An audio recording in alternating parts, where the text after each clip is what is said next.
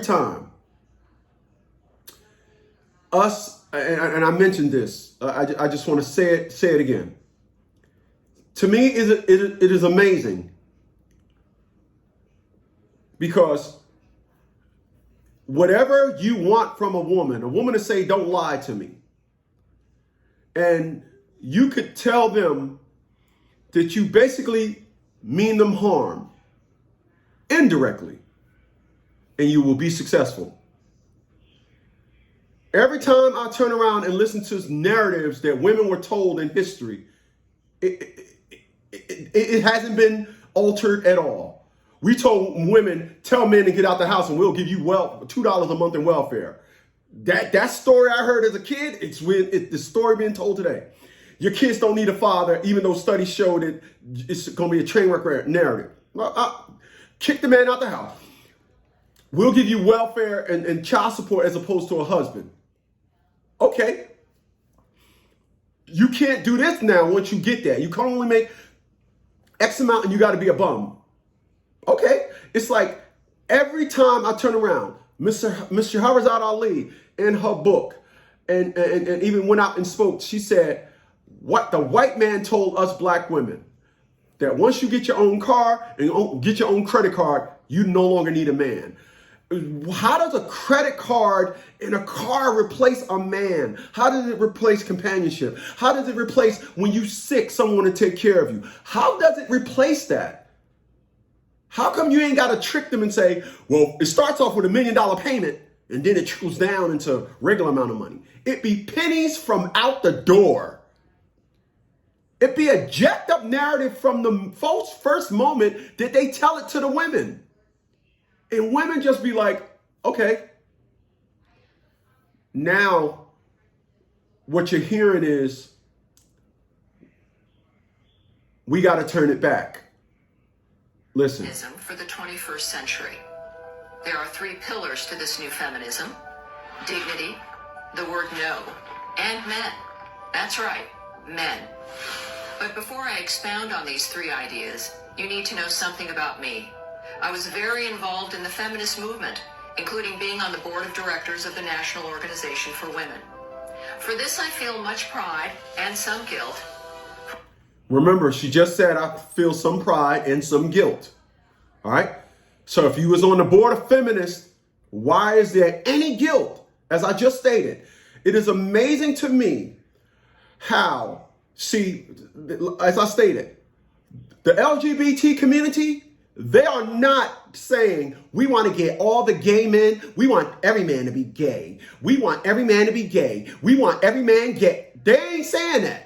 They're doing little things like Target, and they doing little things like every time you watch a commercial, you see gay commercials. But they're not, the reason why you will never hear a gay LGBT person come out and say, we want all men to be gay. They won't be able to say, they won't be around to say that again. Because now you got to be blatant with the agenda. But you can tell women, kick the man out the house, we'll give you $2. They'll do it. All this stuff you could do. It's amazing how you can blatantly tell women how you want them to how you want to invoke demise on them. How you want them to invoke demise on themselves. And they do it. It's amazing. It's not, like I said, it's not like if a woman say, you don't tell a woman, okay, kick the man out the house, you can be your own woman, we'll give you child support. All right, but child support, $112 a month. That's not a trade-off.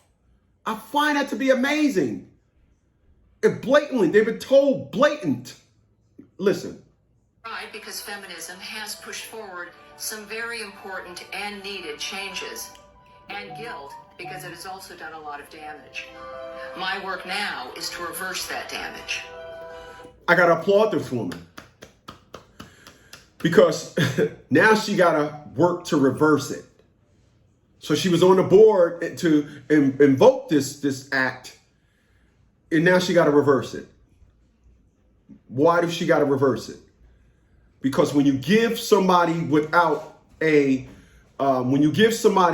a narrative and they don't have no narrative of their own, they will overcompensate the narrative in which you give them. You think that they are, you think you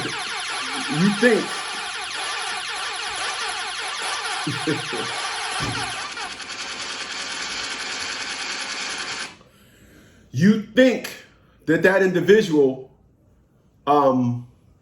you think that individual is like, let me see, later. You think that individual, later. You think that individual will listen to what you say like simple. No. You can tell somebody something that is not trying to be themselves or don't have a characteristic of their own. You can tell them something and they will be like,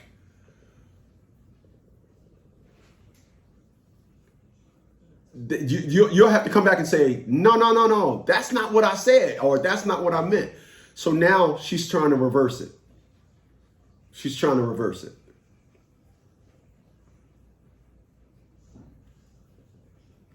And I don't get me wrong, I appreciate it. I really do. So in that spirit, let's talk about the first pillar of this new feminism, dignity. Dignity is at the core of what feminism should always be about. Dignity means that a woman should be able to freely choose her own path in life. That's what feminism once held. But does it still? Ask almost any female college student today what she aspires to be, and she'll list any number of career choices. The one she won't list is wife and mother. In fact, anytime someone has the temerity to suggest that a woman might want to look for a husband while in college, as a very successful Princeton grad recently did in a letter to the school's newspaper, feminists go nuts. A new feminism. Very well said. Whenever a woman says they want a husband or a wife, feminist goes nuts. So what is the climate and culture of women? Not to piss off feminists, their fellow women. And so when you say these things, as once one Thier LaShawn Bradley taught me, when you say these things, you become an enemy amongst women. So they won't say it. They won't say it.